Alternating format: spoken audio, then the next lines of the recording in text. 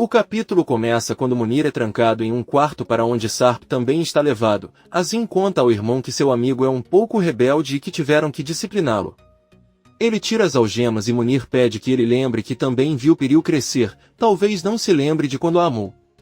Ele pede que ela os deixe ir com ela e seus filhos. Azim diz-lhe que é verdade que os amava muito, até os amava tanto como seu irmão o amava e quando eram mais novos culpava-se para que o seu pai não lhe batesse. Ele compartilhou todo o seu dinheiro com ele, ou talvez tenha esquecido quem pagou seus estudos, seu casamento e o ajudou quando ele estava pior, na verdade, a quem ele deve seu trabalho com sua. Munir responde que deve isso a ele. Azim diz a ele que em troca ele o denunciou e disse a sua que ele era um ladrão, sabendo que nunca ousaria roubar dinheiro. Munir diz que nunca o acusou, apenas disse que alguém havia roubado aquele dinheiro. Azim com raiva diz ao irmão que foi por causa dele que perdeu o emprego com Su e se tornou o homem favorito dela. Além disso, depois do ocorrido, seu pai não parou de chamá-lo de ladrão e não voltou a falar com ele até o dia em que morreu. Munir lembra Azim que ele ganhou a vida com Sua durante anos e não deveria machucar sua filha. Azim conta que quando foi demitido e jogado na rua, quem cuidou dele foi o Sr. Nezir, o mesmo homem que lhe confiou sua casa, seu filho, suas propriedades e fez dele seu braço direito, e é por isso que não devem nada a Sua, muito menos a Piril ou a ele. Azim sai da sala e Munir fica sem palavras. Munir diz a Sarp que achava que já tinham matado ele lá fora. Sarp olhando para o chão diz que é isso que ele quer, mas não vão deixá-los ir, ele está preocupado com os filhos. Munir pede que ele relaxe, pois o Sr. Sua certamente encontrará uma maneira de ajudar. Ao mesmo tempo vemos Sua tentando se comunicar com Munir sem sucesso. Ele entra em seu caminhão e ordena que seja levado imediatamente à delegacia, porém, percebe que o caminhão segue em outra direção e o guarda saca uma arma e aponta para ele. O guarda avisa que infelizmente não poderão levá-lo à polícia. Sua fica apavorado. Munir ajuda Sarp com a lesão na perna e pede que ele não se preocupe, pois eles já deveriam ter ido à polícia e com certeza irão ajudá-los em breve. Por outro lado, Arif está parado em sua cela pensando. Outro homem que está trancado ao lado dele se aproxima e pergunta o que ele está pensando. Arif responde que só se lembra de tudo o que aconteceu. O homem diz que é mentira. Lá ninguém pensa no que aconteceu e muito menos à meia-noite. O que todos os homens deste lugar pensam é naquela mulher de quem sentem muita falta. Ele dá a Arif um rosário muçulmano que ele segura nas mãos. Arif olha para ele, começa a cantar uma música triste em voz baixa e se lembra do momento em que deu a barrar o colar com coração, o mesmo que ela ainda usa. No dia seguinte, Arif e Yusuf são transportados num caminhão oficial da polícia. Yusuf avisa que agora eles serão levados para a prisão como se fossem dois criminosos. Arif com raiva diz que já sabe e manda que fique calado, mas Yusuf olha para ele e diz que sabia de tudo desde o momento em que Bahar chegou ao bairro. A partir desse momento ela percebeu que mulher má ela é. Arif diz a ela que não é verdade. Na verdade, ele ficou feliz por ter encontrado inquilinos. Yusuf começa a lamentar dizendo que morrerá naquela prisão e quando isso acontecer irá ver sua esposa. Arif pede que ele não fale como se sua mãe estivesse esperando por ele ali. Yusuf diz que seu filho é ingênuo ao pensar que essa mulher estará esperando por ele, mas quando ele sair ela já estará mais que casada. Arif repete que é melhor calar a boca. Os dois chegam à prisão muito maior e são colocados em novas celas junto com outros presos. Procuram um beliche para se instalarem, pois esse será seu novo lar.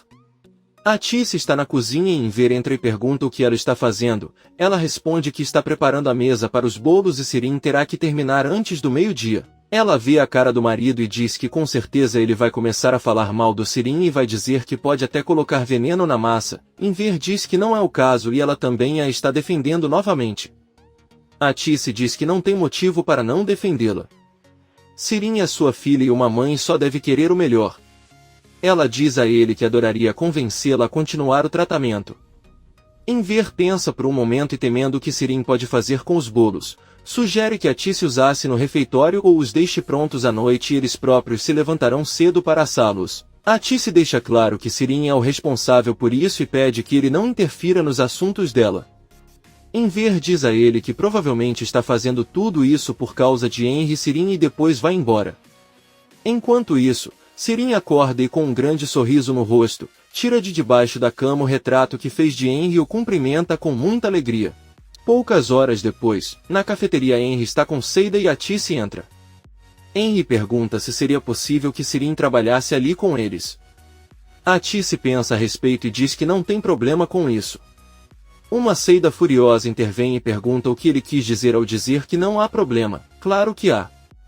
Ela diz a Henry que não pode pensar que Sirin e Bahar são irmãs normais, eles não se dão bem e se tivessem chance se matariam porque não se suportam. Seida levanta a voz e diz que parece que eles não se importam que Sirin tenha arruinado a vida de Bahar, mas se ele não se importa e ainda quer contratá-la, ele pode fazê-lo então, mas se for o caso, ela vai renunciar porque ela não vai ficar no mesmo lugar com aquele demônio. Ela vai até a cozinha e Atice pede desculpas a Henry pelo ocorrido, só que Sirin e Bahar estão tendo problemas ultimamente, mas ela supõe que isso seja normal entre irmãos. Em breve chegará o momento em que eles farão as pazes e Seida gosta muito de Bahar. Henry diz a ele que está tudo bem e que é melhor que Sirin pergunte se ele quer trabalhar lá depois que estiver satisfeito com Bahar. Atice concorda e vai trabalhar. Ela encontra Seida na cozinha e pergunta por que ela fez isso. Seida, ainda irritada, pergunta se ele acha uma boa ideia Sirin trabalhar lá e que quando Bahar voltar terá que trabalhar com sua irmã.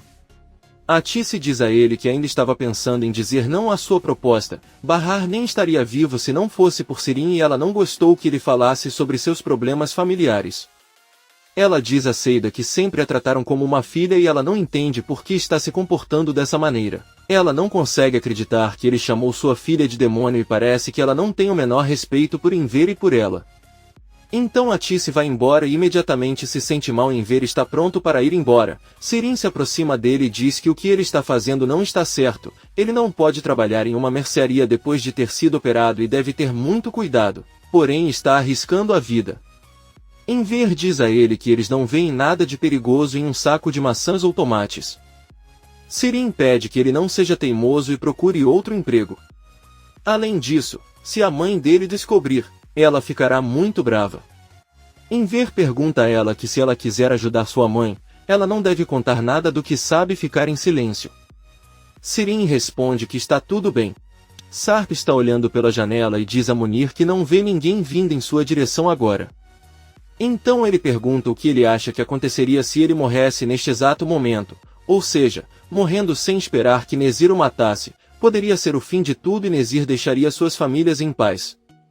Além disso, não adiantaria machucar os filhos se não puder mais machucá-lo. Munir diz que não sabe o que aconteceria, talvez Nezir fique muito chateado. Sarp, irritado, grita com ele para lhe dar uma resposta, se ele morrer Nezir os deixaria em paz. Munir responde que sim. Sarp olha para o teto e pergunta se ele acha que uma das vigas aguenta seu peso. Munir se levanta e pede para ele não fazer nenhuma besteira, Nezir o mataria se ele permitisse que ele fizesse isso. Sarp diz que se ele perguntar deve dizer que estava dormindo e não percebeu nada. Ele pega uma cadeira e um lençol e ordena a Munir que assim que tiver certeza de que está morto, bata na porta e peça ajuda como se não soubesse de nada. Ele sobe e pendura o lençol, mas de repente Nezir abre a porta e entra. Ele diz a ela que aparentemente estava se preparando para cometer suicídio. Azim remove todos os lençóis e cortinas do quarto e então Nezir pega 2 xícaras de mel de uma bandeja e derrama na cabeça de Munir. Aí ele passa no rosto todo, um guarda deixa a bandeja com comida em uma mesa e todos saem da sala. Munir apenas tenta se limpar com as mãos e vê que na bandeja tem um copo tampado. No momento ele tira a tampa, muitas abelhas saem e voam direto para o rosto dele. Munir começa a gritar e Sarp o ajuda da melhor maneira que pode, mas sem recursos suficientes. Nezir sai de casa sorrindo enquanto ao fundo Munir pode ser ouvido implorando por ajuda e gritando incessantemente. Comente este capítulo e não se esqueça de se inscrever. Até a próxima, amigos!